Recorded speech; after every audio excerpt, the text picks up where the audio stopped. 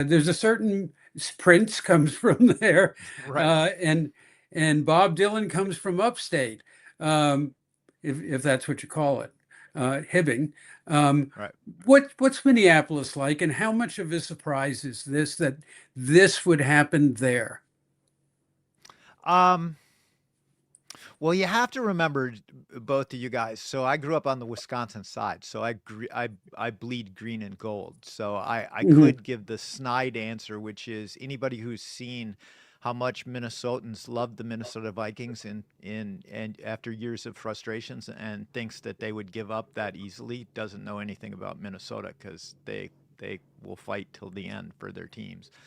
But the thing about Minneapolis is, I mean, there is the whole Minnesota nice thing, and sometimes people from Wisconsin will tease them that, in fact, Minnesota nice means being sort of passive aggressive, and there's a little bit of truth to that, probably true.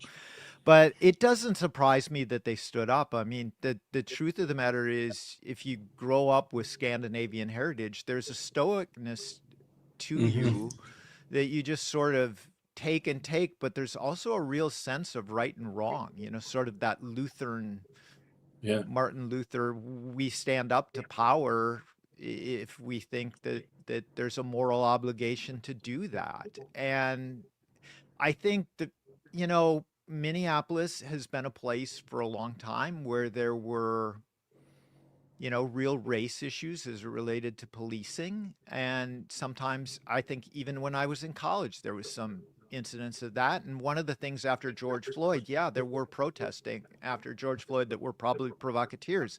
But there are also people like my sister who's evangelical and very conservative, and she was outraged by what happened to George Floyd because she'd been seeing it. Now she became a lot less sympathetic to the protesting cause when they burned the Target 3 blocks from her house, right? Mhm. But once again, people like my sister, and it wasn't her, but she was telling the story of some of her friends who've had to sit down and say to their kids, here's what you do if you get pulled over by ICE. And all I could think is there was a piece of me that's like, this should not be happening in America. And then I thought about an African American friend of mine who once was telling me about having to have that conversation with his son. And there was a piece of me that was thinking, well, like maybe there's a learning moment in this too for people, but people don't want to be having to tell their kids, here's what you do if you get pulled over by these masked men on your way to school. And that kind of stuff is happening. People I had one classmate who was telling me the story. They knew somebody again where there were people, ICE people knocking on their door saying, "Where does the Mung family live?" And Mhm. people, it just outraged their sense of this isn't who we are, Yeah, and there and was that's a the powerful force. mhm. One of the images that really stuck with me was the near naked Hmong man that they Yeah. rousted from his house and frog marched down the frozen street. But, one thing that we should emphasize, certainly I should emphasize, because I've spent, you know, since covering the riots in Boston in the 1970s over busing, I've spent an awful lot of time with police and an awful lot of time with the military. And I have to say that this is the worst police behavior I've seen in any place aside from, well, I would accept one riot I was in Iran, in Tehran, where the religious police came after us. But this is not how police, even poorly trained police, are trained to act. Right. This is outrageous. And when Americans look at these pictures, well, the other reference that comes to mind is Bull Connor in Montgomery, Yeah. Alabama, and I think that those images back in the '60s, when Bull Connor sent his dogs and was beating peaceful black protesters with sticks, big sticks. I think that that helped change the national mood at that point. And I think that this is going to have a similar point. And it also, I think, in some ways, I may be wrong, but it puts paid on all those people who say who've been saying it can happen here. America's no different from any place else, but we are different. We're heterodox. We're all different kinds of people. And when we see something like masked um, brutes uh, beating up people in the streets, we say, no, no, that's not us. That's not American. But there's also the whole, you know, the whole way they came at him as, a guy, armed to the teeth to take out the the agents. He wanted to do mass destruction. I mean, all of that is just bullshit. And I think everybody can see. I mean, the pictures don't lie. Again, this is now where they're, just they spent a couple days basically saying, don't see what you're seeing, and then it wasn't working. I mean, to get to this place where even Stephen Miller is kind of like talking, trying to talk like it was some breaking of protocol is bullshit. They recruited these people. They were self-selected to do exactly what they were sent to do. It was Donald Trump who And they were told them to celebrated do it. from the Yeah. top down. Well, the They guy I really is the guy who the second guy who high-fived the shooter, the killer, the murderer, Mhm. and then leaned down to count the bullet holes. Yeah. I mean, that's who they have been sending into our cities. Well, it's a very Trump thing to try and take a scalp like Gregory Bovino, um, and hope that that cures the problem. But we don't know that that's going to be the case, and we don't know if that scalp is enough, because the foolish rhetoric, the disgusting rhetoric, came all the way from the top down. Yeah. It came from Trump, and it came from Stephen Miller whispering in Trump's ear, and it came from the entirely ridiculous um, uh, uh, Department of Homeland Security secretary who should leave. By the way, I do not agree that Democrats should impeach Kristi Noem. I think the Democrats. I think we've had enough impeaching going on. I think that that Trump should either fire her or she should quit, or if she stays on, she is an endless sign of the brutal ridiculousness of this administration. Yeah, no, I think it's more a way to the way is what I think hopefully will happen here is to use the budget reconciliation, all that stuff, shutting down the government based on, whether keep it open or not, based on real reform and change at ICE. But Trygve, that's I one of think the what reasons. people. Oh, sorry. Go ahead. No, Go no, ahead, that's Trygve. what reason I wanted you on. I know all the research you did in the last cycle, finding the Red Dawn the Red Dawn Republicans and Yep. the Dobbs dads, and actually Joe and I would talk about it. And so when you're looking at this, how should we be taught? I mean, how do we talk to that MAGA hat that was out there protest? I mean, how do we now sort of, what's the right way Interact with to them? respond? I mean, other than obviously the outrage and anger that we have towards, the murder and what happened, but how do we what's the best way to talk to them about this moment? So it really isn't about it's less about talking to them than it is about asking them questions and getting them to that focus them towards the cognitive dissonance that exists between who they are in their daily lives. The guy who coaches little league and youth hockey and like think about one lady at my church in my hometown who runs the food bank, and it's a lot of immigrants who they do go to the church that the church has adopted who come to the food bank. And I was having a conversation with her one day because she was going on and on Facebook, and I DM'd her and said, "Hey, I'm just curious, you work with a lot of people, you still run the food bank." And she's like, "Well, those aren't the people they're coming after, but it is those people that they're coming after." So you have to get them thinking, right?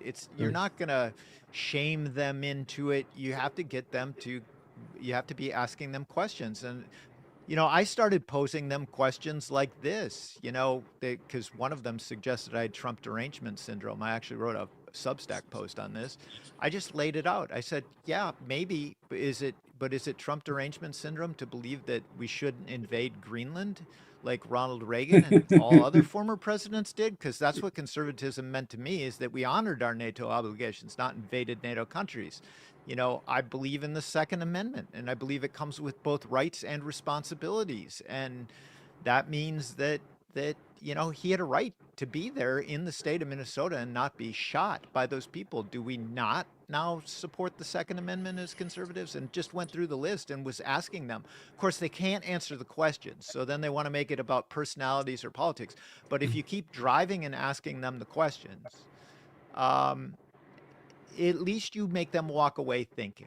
And right now, the best question that you can be asking people is, why are they asking you to believe things that you saw that are different with your own eyes? And with the ones who are hardcore MAGA, ask them, did you like it when the Biden people were doing that and you felt like he was not mentally up to the job? Why would you put up with this from Donald Trump?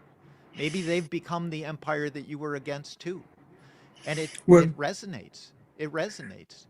I think in the last couple of weeks, Trump derangement syndrome has taken on a second meaning, which is which is the recognition that Trump is deranged.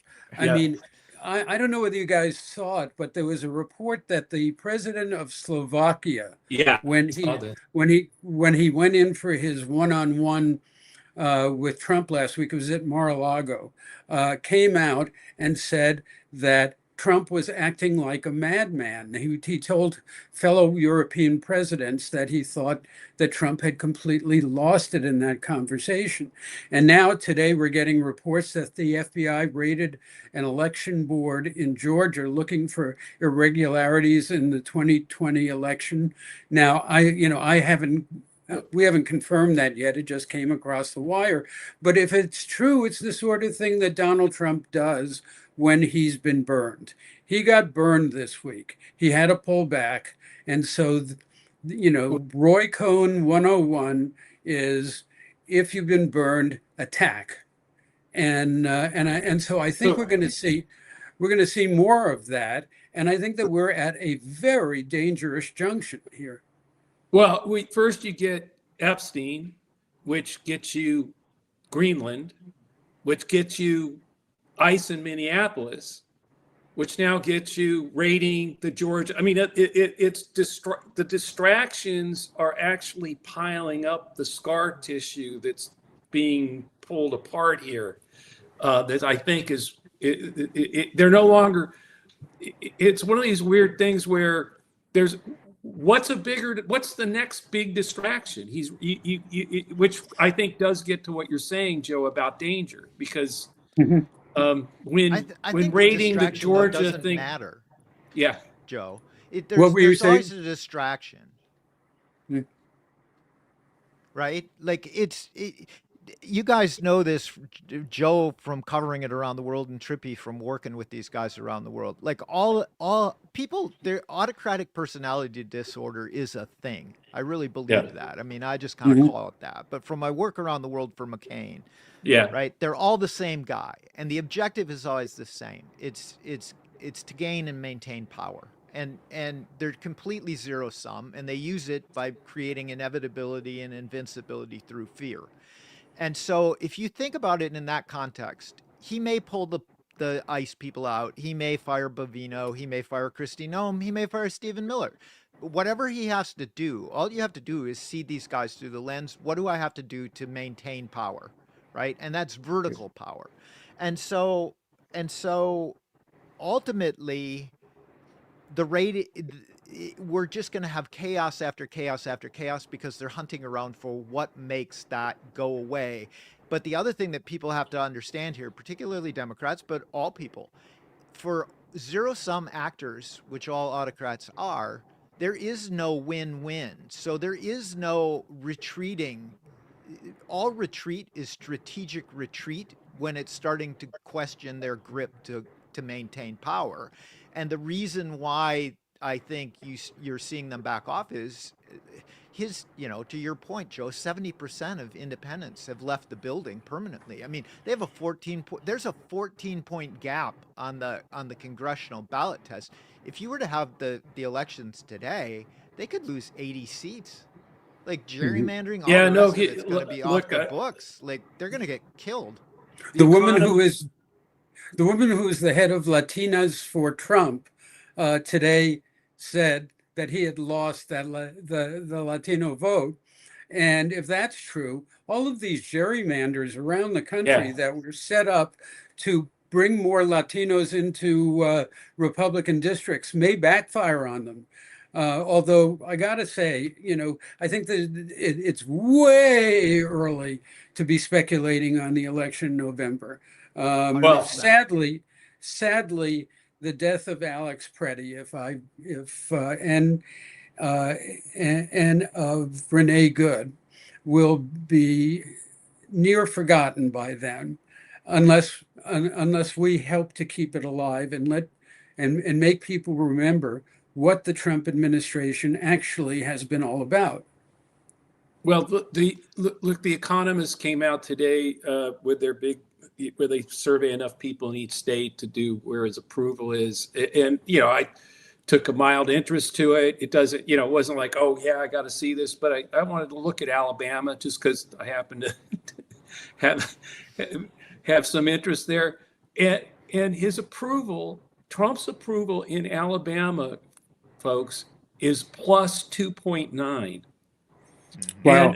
And there's only 6 states above Alabama. In other words, like there are a ton of places you wouldn't believe that were much worse than that, and and so, and this, by the way, I think it was all taken just prior to Preddy, so I mean, to the murder, and so like the point here I think is it probably can't go lower. I mean, I think what he's boiled it down to the people who truly believe you can shoot somebody on the streets of Minneapolis and you must have had a good reason for it. Those people, but the most Americans, I think now are, and when you look at the stuff, the numbers are, yeah, they are. I don't think it's redeemable or retrievable. So, which what I'm trying to say is, I think forces these things like invading a Georgia election office. I mean, going to the extra constitutional effort to somehow impact the making it a competitive authoritarian election, not a real one. I mean, whatever the obstacles, I think that's what's coming. That we have to be that as good as the numbers get, it won't matter unless we stay vigilant, like you said, Joe. Make sure everybody remembers and make sure that that people can get to the polls and vote, and and make the margin so big that he can't do any. That even the extracurricular stuff that they're going to do won't work. But I think that is a fear I have now, because I think the fair election thing, that's not going to work for them. So they're going to make This it as isn't going to unfair be as possible. solved, Joe. This isn't going to be solved. And you guys have seen this from around the world. These things are the elections important, yes, but Yeah, it what won't be is fixed really then. important here is, and where this is going to get solved, is around kitchen tables. It's Mm-hmm. going to get solved in bars with your drinking buddies. It's going to get solved at places where little league games where people are talking.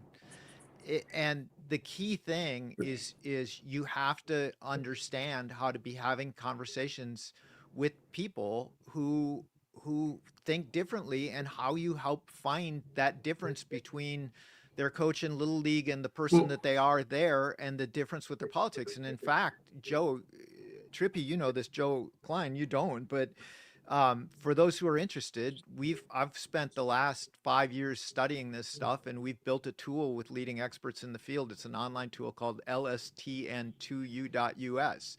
And it basically, you put in about yourself, you put in about the person in your family that you're having a hard time having a political conversation with, and you give some context, and it gives you state of the art coaching. It will ask you some questions, and it uses that research to look at Yeah. who they are, and it will help you understand them, and it will help you be able to communicate with them. And quite frankly, we're giving it away. It's pay it forward is the model, because Mhm. we don't track, we don't train, we don't target off of the data.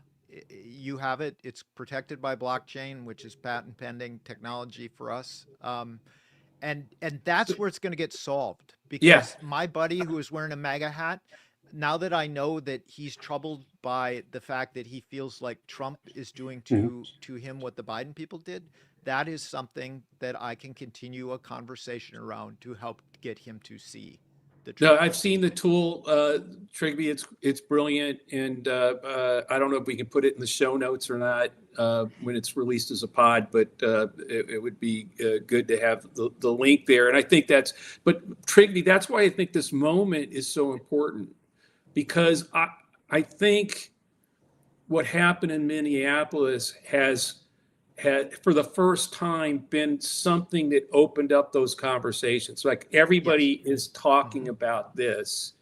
And so it's 100%. opened the door for people who hadn't talked to each other for years now. But at the grocery store, at the Little League game, whatever, where I think if people are sitting in those spaces, they're talking about this. And so that's why I asked the question that I did, in terms of, and I think the tool is a real big help here, of Mhm. how do we use this moment to not just express the anger and take it to Noam and Mhm. Miller and the administration, but to open the door to people who I think are starting to get, wait, this is not what I thought it was. Maybe, I mean, there are a lot more people saying they regretting their vote for Trump. I mean, and literally expressing that in focus groups and in other Mhm. places. So it's there. The opportunity is there to start these conversations. Well, And at the oh, top of the show, I mentioned my friend who was a combat surgeon and now works in emergency rooms, um, and he's part of a workout group in a southern city with a bunch of Trumpers, and they went out for a run on Sunday, and for the first time, the Trumpers were questioning their votes. So this confirms what Trygve saw in Minneapolis, and what we're beginning to see in some of the focus groups. Um, the conversations that we could never have in the past, because people just, the Trumpers in my family would just say, I don't believe that. They were just operating off of a different set of facts. And it was easy to do. Donald Trump says we have the worst inflation in human history. And, it's easy to get away with that. But in this case, we not only had um, the things that he was saying, but we had the visuals that showed that what he was saying was a lie. And I think the presence of the visuals is an independent factor that didn't exist before in these conversations that we all need to have with the people who've been Trump supporters, and even with those who have been kind of on the fence. Yeah, no, I think the other thing, the picture of did you? the gun being right, point blank in his head, when he clearly only had a phone in his hand, and the weapon that he had on him had already been disarmed. That picture, I mean, literally, there's no way you can look at that picture and not and think it was okay, that there was some reason that this should have been done, happened. Well, even more so, I mean, I was talking to another buddy of mine after the shooting who had just called. Um, Yeah, that's the if picture you're a there. gun guy like he is, I mean, I, I grew up around guns. Everybody who grew up where I did grew up around guns.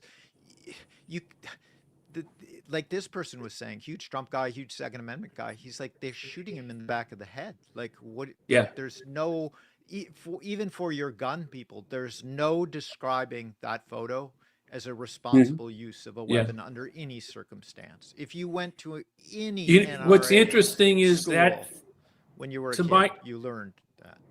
what's interesting is Trygve, is that to my knowledge, that photo has not appeared on any network nightly news. I mean, Right. and if it I don't has, know that it's I've needed been watching. to. no, it's blurred. I mean, what I'm saying is they because they want to not, don't want to, and I think that they're doing a disservice. Every American should see that one photo says it all. When they put up those warnings, the video you were about to see is going to be disturbing. First of all, Yes. the videos never are disturbing compared to the real thing that some of us Right. have seen. Right.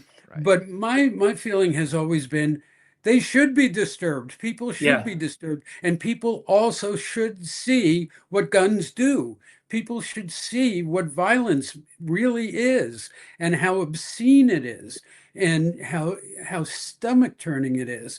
I would love to see a network actually start publishing this stuff. No, I think the I other agree. thing that people don't get, I mean, and you guys have seen this because of the places we worked, even like the rubber bullets and the bean bags or the tear gas to the face, and now there's the reports that they may be using sonic devices for crowd Right. dispersal. Like seriously, like what are they going to get? They're going to break out the fire hoses in the Twin Cities next. I mean, having seen that in Belarus and all around the world, up close and personal. But the good news is, I mean, again, it's not who we are, and I have faith that 80% of Americans are going to say, and they are, they basically are. No. I can't tell you guys how freaking cold it was. It was 14 below. So- And I ended up having this conversation with these two protesters from Forest Lake with two Minneapolis cops standing there. And when they weren't even political, and it isn't the Minneapolis cops, you could see the Minneapolis cops agreed with the people who were saying, we came out, Right. we're just average people. And 14 below zero. It was 27 below wind chill. Like people don't get how cold that is. Or maybe I've just become soft living in Virginia all these years, but So I don't know if did either of you see Marco Rubio's testimony today? No, I did not. So it just hit me because there was a moment, I don't think we have it, but there was a moment when they asked him, why were these regimes so successful? Something about, Venezuela, Iran, et cetera. And he said, the thing about without irony, by the way, the thing that these regimes learn is that when you shoot somebody in the back of the head, it works. That fear works. And he said that not in the context of Minneapolis. I'm going to make that clear, but without any irony, understanding that that's exactly what this has done here in terms of, I think, not fear though. Here, I think they didn't get to that kind of legitimacy in time to have this not offend everybody who understands what actually happened. But it just struck me sort of the tone deafness of the top of the administration. If this guy actually runs for president, Rubio, I think the combination of that statement with the picture that we just showed is going to make an incredibly powerful ad. And it would be political malpractice if someone didn't put together those two images. There are an awful lot of people who said an awful lot of really stupid things. This is now the equivalent for Republicans of Kamala Harris saying that of course, there should be transsexual procedures for people in prison. This is something that vast majority of Americans look at and they say, no, this isn't it. Well, my guess is there's probably our friends over at the Lincoln Project are busy putting that those two pictures together as we speak. Well, that's great. I think that we're coming to the end Yeah. of. I wish we were coming to the end of it, but I fear we're not. But we are coming to the end of Two Joes for this week. Two Joes and a Trygve. So, but Trygve, thanks for the reporting that you did. Thanks for coming on with us. And thanks for the research that you've done over the years. Keep it going, man. Yeah. Yeah. And I'll send you the app, Joe, so you have it. Yeah. Great. Can we put up there is checkout. It's listentoyou.us, I think, is they can find it. Yeah. I see. Thank you very much. It says, listen to you. Exactly. Great. Thanks, Trygve. Thanks, Joe. We'll see you all next week. Thanks for being with us. Let me assert my firm belief that the only thing we have to fear is fear itself.